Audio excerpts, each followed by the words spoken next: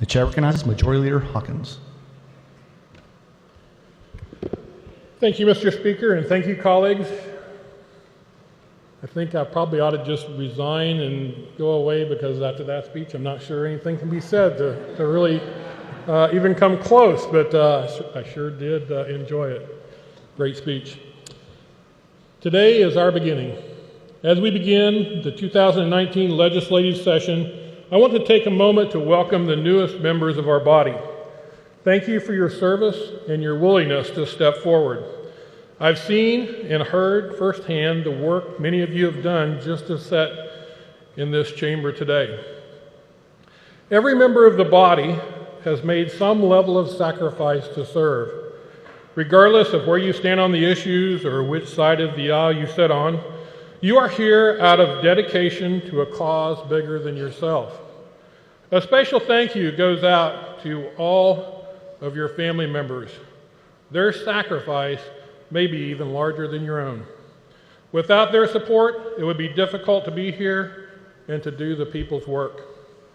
I'm serving beside you today because it is my duty to protect the state I know and love, the state my wife and daughters call home, the state of Kansas. I must thank my wife, Diane, who has made it possible for me to be here with you today. Without the constant help from Diane, Hannah, Haley, my service to this state would be difficult. They keep the home and our business going while I serve with each of you. And I would like to publicly thank my wife and my two daughters who are up in the gallery. Thank you.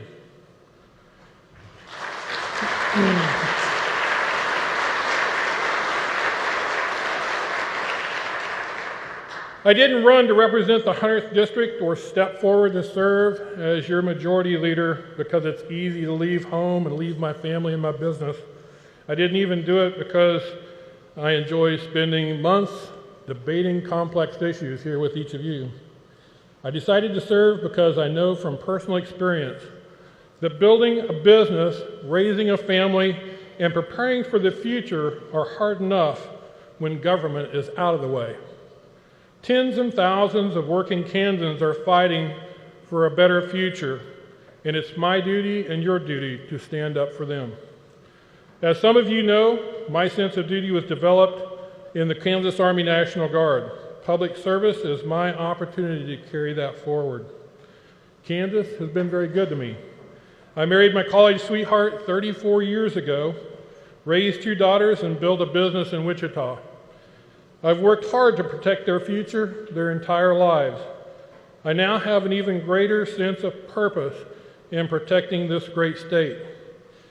I found out this past Christmas, it was a great day. I have to tell you, it's probably one of the better days of my life. I'm going to be a grandfather.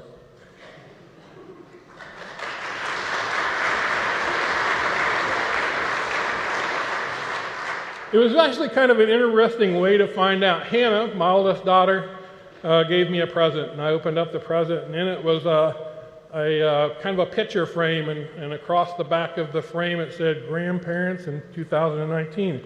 And I looked at her and I said, "Is that true?" She said, "Yeah." So it's probably the best present I've ever gotten in my life. That was quite a day. Thanks, Hannah. From learning a work ethic and rural values in my grandpa's dairy farm in Harper County to owning my own business and serving with you as your majority leader, this Kansas boy has had one heck of a ride. I want every Kansas kid out there dreaming big dreams to have the same opportunities that I and you do. You and I have an obligation to preserve the same Kansas values I learned as a kid. We have a duty to work together to make this state better, to provide a hand up and not simply a handout, to allow people who want to better themselves the opportunity to do exactly that. We have 90 days to figure the policy and budget issues out, but for any bills to go forward that we work this session to meet anything, you and I must get our priorities straight starting today.